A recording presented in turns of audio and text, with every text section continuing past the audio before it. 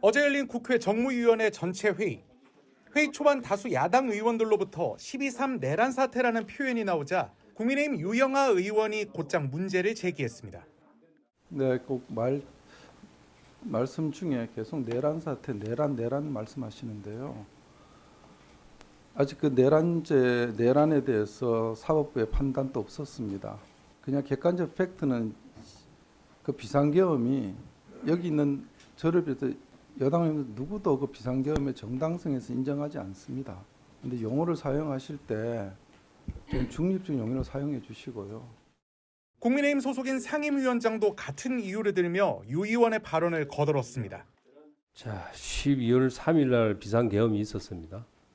자, 12월 14일 날 탄핵이 이루어졌습니다. 근데 12월 3일 날 내란이 있었다 하는 표현은 저는 여기서 적절하지 않는 것 같습니다. 왜냐하면 내란 부분은 아직 사법부 판단이 이루어지지 않았기 때문에 앞서 열린 외교통일위원회 회의에서도 야당 의원들이 윤 대통령을 내란 수괴로 지칭하자 여당 소속 위원장이 발끈하면서 살벌한 설전까지 벌어졌습니다. 지금 이번에 내란 수괴로 밝혀진 윤석열이 그동안 북한에 대해서 해왔던 것. 홍기원 의원님 조금 전 발언 가운데 윤석열 내란 수괴로 밝혀진 이렇게 말씀을 했는데 매우 부적절한 발언입니다. 발언 정정해 주십시오. 발언 정정해 주십시오. 발언을 정정하세요. 사실이 아니잖아요. 이견이 있더라도 할 수 있는 표현입니다. 할 수 없는 표현입니다.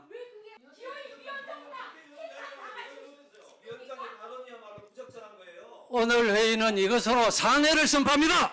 아니 나 발언할 기회를.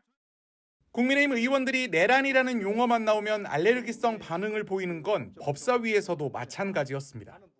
12.3 사태는 비상계엄 사태입니다. 12.3 내란 사태라고 이렇게 일방적으로 명명하는 것은 적절치 않다고 생각합니다. 그래서 윤 대통령과 계엄을 모의하고 그의 지시를 받아 작전을 진행한 김용현 전 국방장관과 여인영 방첩사령관 등이 내란 임무 종사 혐의로 줄줄이 구속된 상황에서 여당 의원들이 내란 표현에 발끈하는 건 사실상 내란 동조에 다름없다는 지적이 나옵니다.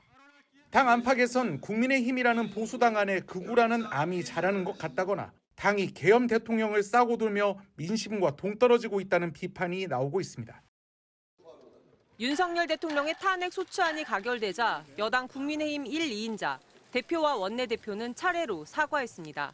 저는 오늘의 결과를 대단히 무겁게 받아들입니다. 그런데 이후 분위기는 달랐습니다. 대통령을 배출한 정당으로서 대통령의 잘못을 사과한 것일 텐데 정작 대통령을 비판해온 당대표는 쫓겨나듯 물러났고 대통령을 끝까지 감싸려 한 원내대표가 임시로나마 당 실권을 쥐게 된 겁니다. 8년 전 탄핵의 강에 내몰렸던 보수정당. 당시 새누리당은 박근혜 전 대통령 탄핵 소추안 표결에서 당론을 정하지 않았습니다. 의원들은 자유롭게 투표했고 절반 가까운 62명이 탄핵에 찬성표를 던졌습니다. 하지만 이들에게 남은 건 배신자 꼬리표. 당시 탄핵을 반대한 친박계는 22대 국회에서 25%가 현역으로 살아남았지만 배신자 꼬리표가 붙은 탄핵 찬성, 비박계의 생존율은 11%로 절반에도 못 미칩니다. 1년 후에는 다 야, 윤상열이 있어. 좋아. 8년 전 배신자 꼬리표의 위력을 직접 보고 겪은 경험들은 결국 중진들이 끝까지 탄핵 반대를 고수한 배경이 됐습니다. 보수 정당이 더욱 지역색이 강한 영남 정당으로 쪼그라든 점도 지금의 여당 분위기에 영향을 준 요소로 꼽힙니다. 국민의힘 수도권 의원은 19명에 불과하지만 영남권 비중은 59명으로 당 전체 과반입니다. 영남권은 상대적으로 탄핵 반대 여론이 높았고 배신자만 아니면 보수 정당 의원들이 지역구를 지키기 쉽습니다. 야당은 내란 동조당이 되기 싫다면 석고대죄부터 하라고 질타합니다. 지금 국민의힘이 해야 할 일은 내란 속의 윤석열 방탄이 아니라 국민께 석고대죄가 먼저입니다. 여권 내에서도 쓴소리가 없는 게 아닙니다. 반성문 한 장 안 나오고 있잖아요. 네. 그러고는 자기들끼리 권력 투쟁하고 있단 말입니다. 당이 완전히 그 소멸되는 코스로 가는 거 아니냐. 네. 두 번째 탄핵 사태를 겪게 된 보수정당. 8년 전 경험이 오히려 독이 된 듯 탄핵 반대가 득세하며 8년 전보다 퇴행한 듯한 모습만 보이고 있습니다. MBC 뉴스 조재영입니다. 8년 전 박근혜 전 대통령의 탄핵을 겪은 국민의힘 전신 새누리당은 개혁과 반성을 외쳤습니다.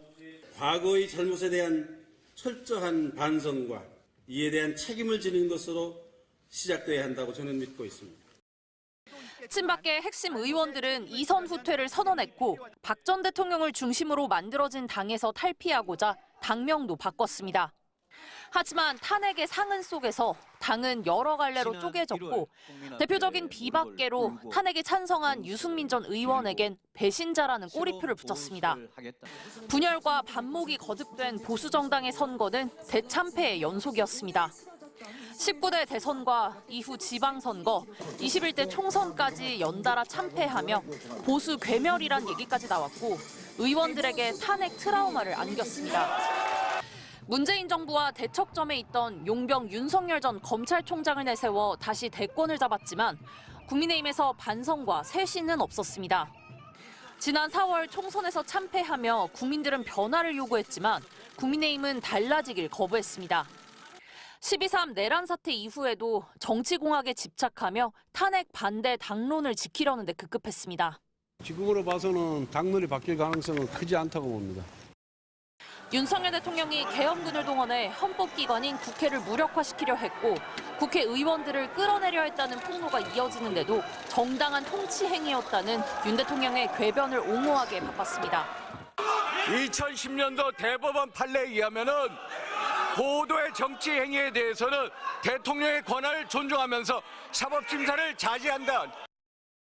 국민의힘을 해산해야 한다는 국민청원이 28만 명을 돌파하고 추경호 전 원내대표 등이 내란 동조 혐의로 수사를 받게 되는 상황에서 국민의힘이 다시 보수 정당으로 신뢰를 얻을 수 있을지는 의문입니다.